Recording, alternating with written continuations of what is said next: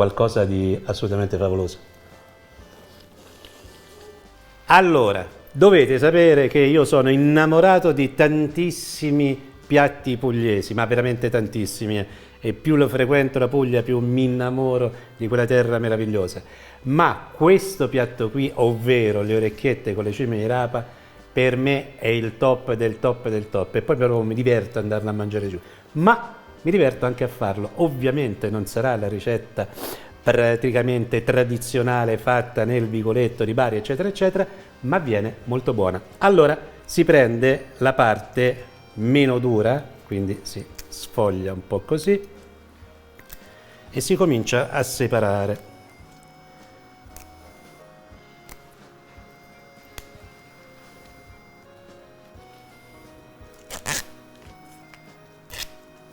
Allora, io ho fatto questo lavoro, tutte le infiorescenze, le parti un pochino più dure, non tanto più dure, tutte queste parti qui io le metto a lessare con l'acqua dove cuocerò la pasta.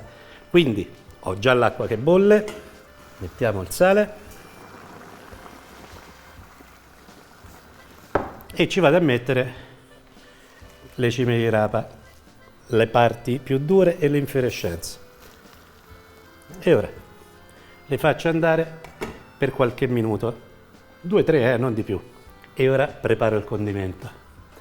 Abbondante olio. Questa è una ricetta, almeno come la faccio io, dove l'olio ci vuole veramente in abbondanza. Poi aglio e peperoncino. Partiamo dall'aglio. Lo metto in padella, ancora non ho acceso il fuoco, lo metto in padella. Peperoncino, qui va a vostro gusto, ne metto uno intero e l'altro l'affetto. Ovviamente se non vi piace il piccante non mettetelo proprio, siamo sempre a fuoco spento. Poi filetti di acciughe e ora accendo il fuoco.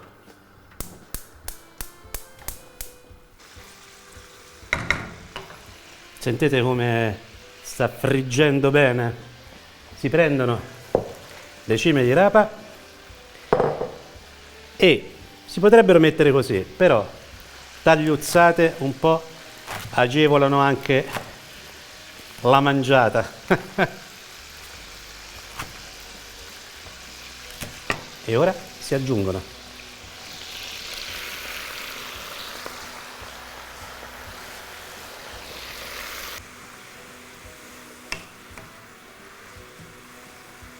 una leggera salatina, ci sono le acciughe quindi è già bello sapido, ma un po' di sale ci vuole,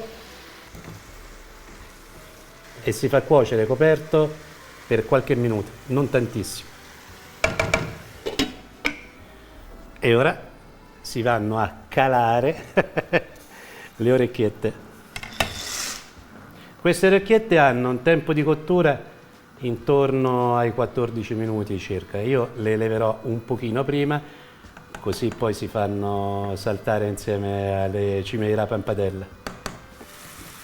Vado a scolare le orecchiette, le metto direttamente nella padella dove ho saltato le cime di rapa.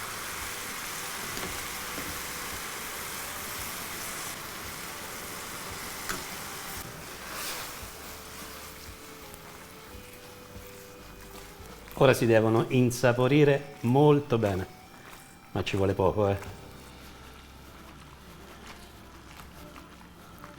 Assolutamente perfette, non c'è da fare nient'altro. Allora, già sono fantastiche così, secondo me si possono mangiare così e sono buonissime, con un altro giro di olio da mettere, e se qualcuno vuole anche un altro po' di peperoncino, ma per me diventano qualcosa di mistico, di superiore, con un po' di cacio ricotta grattugiato sopra, diventano fantastiche e io farò così.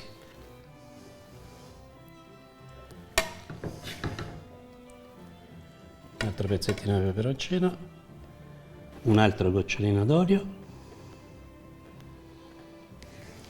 faccio così, intanto una piccola assaggiata prima di mettere il cacio ricotta la do Piccolina,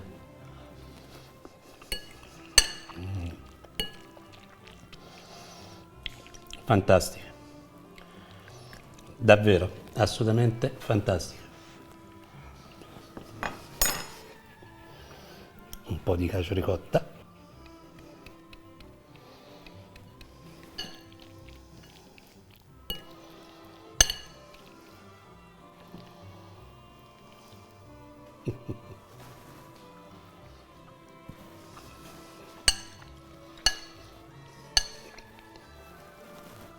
No, qualcosa di assolutamente favoloso. Poi non vi piace la cacio ricotta, volete mettere un altro formaggio, anche il parmigiano, fatelo. Non volete mettere niente, non mettetelo. Questo è veramente un piatto straordinario, ma nel vero senso della parola, vero senso della parola.